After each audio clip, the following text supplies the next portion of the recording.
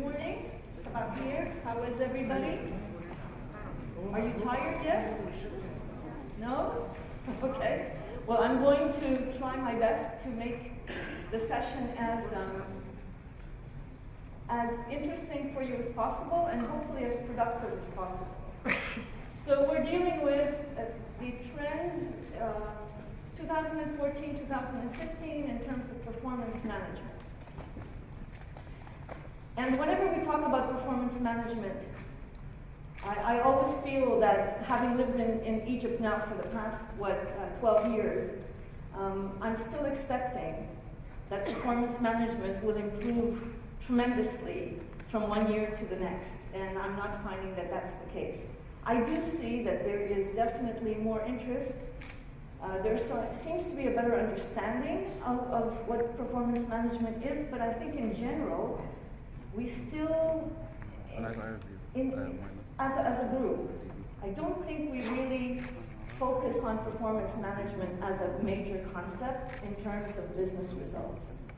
So I'd like to just say that in terms of case study, what I'm not really going to share with you, I will tell you what the case study is. It's Tesco, which is a UK company. I looked at it because it's considered to be one of the success stories. A little bit later on, I will give you some information about it. But I'm going to try to keep as much as what we say focused on the Egyptian reality, rather than looking at a lot of things that happen outside that really don't apply very well to the factors that we have to deal with. Okay, so the agenda very quickly is performance management as a concept, the components, the failures, performance management models, the trends for 2015 and how do we get there, and basically the Q&A at the end. So when we look at it as a concept, it seems to be pretty clear to most people that that definition is actually used. Performance management is a process of aligning employee, team, and company performance to achieve organizational goals and objectives.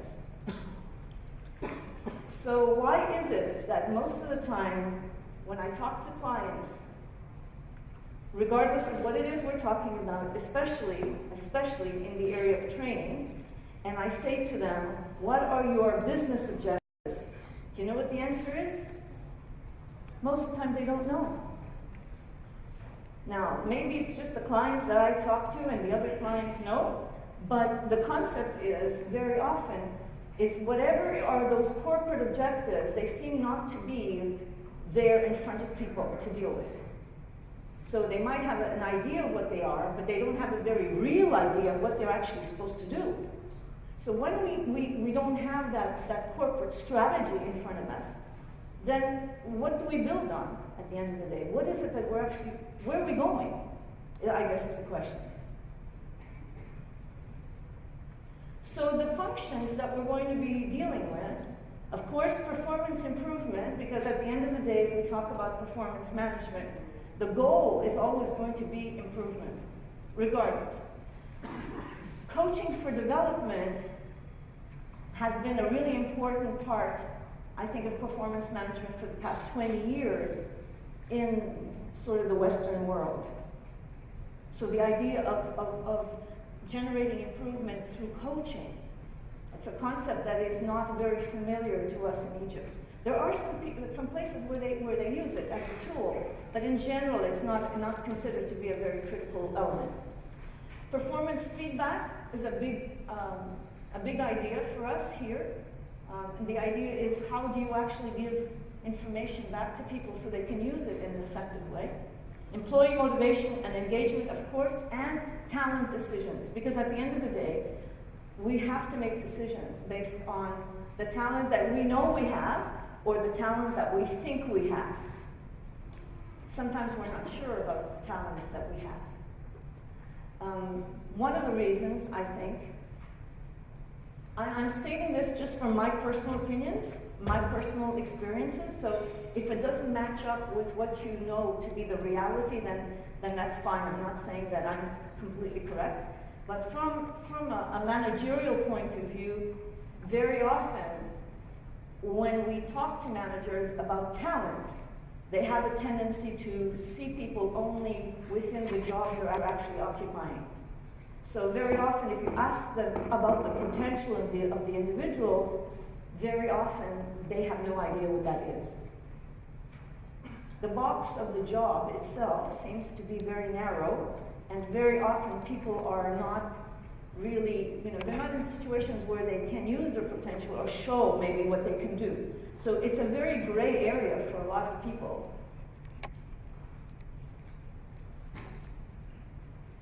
So here are the statistics. And these statistics actually are very, for me, I think they're very frightening. I think they're very disappointing, considering the kind of energy that has gone into performance management. More than 90% of appraisal systems are not successful. 90. So what does it mean? I mean, what do we do? And only 5% of HR professionals were very satisfied with their performance management systems. 5%. So I don't know what the other 95 is all about. I don't know what it means. Does it mean that it says very satisfied, maybe they were somewhat satisfied, or they were, satisfied? We don't know exactly. But I think that we all want to have something that we're very satisfied with. I mean, that's, I think, what we're looking for. So this is from the survey by SHRM in 2014, HR Professional Perceptions about Performance Management Effectiveness. So this is a recent survey. And either we accept that SHRM is a viable entity, and we take what they're saying, as being somewhat true, even if it's not 100%. And if we do, then we have a problem in terms of performance management. We have a problem outside of Egypt, and we definitely have a problem inside of Egypt. So then the question is, do we really know what we need to do? Okay, so performance management is broken. It's not working. And here are some other statistics. This is from Deloitte and Burson, 2014. Widespread ranking and ratings-based performance management is, here are the two findings, damaging employee engagement and alienating high performance and costing managers valuable time. Wow. Two things that we can say about our performance management concepts in general, and that's what we have, basically. So these are two areas I think that we really need to look at and discuss and see if we can understand why that is and what we do.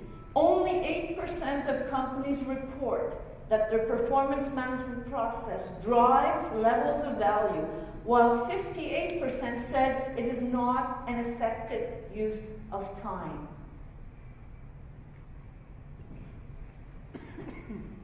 So if I were an HR manager right now, and I'm looking at those results, those are pretty, sort of earth-shaking, kind of earthquake results, right?